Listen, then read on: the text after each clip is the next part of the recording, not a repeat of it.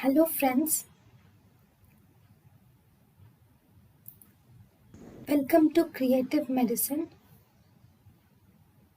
In this lecture, we will learn about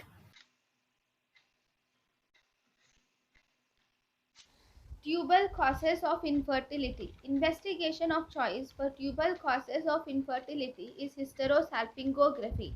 Hysterosalpingography is done with the help of Leach-Wilkinson cannula. With Leach-Wilkinson cannula, we inject a radio-opaque dye into the uterus and the tubes and check for dye spillage.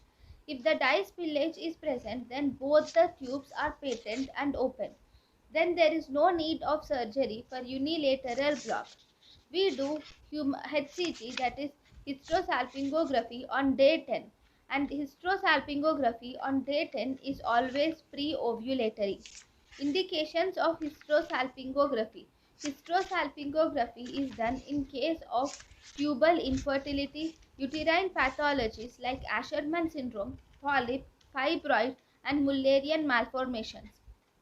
Drawback of hysterosalpingography. In drawback of hysterosalpingography, exterior of the tube cannot be visualized.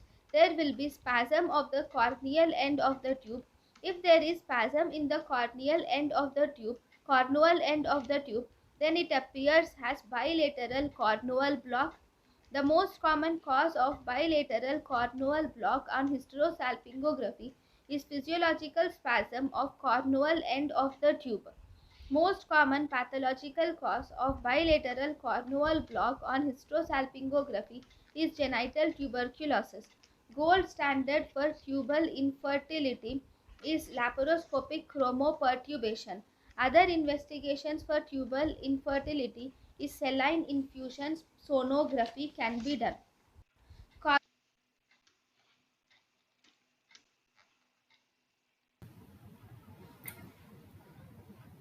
thank you and thank you for watching.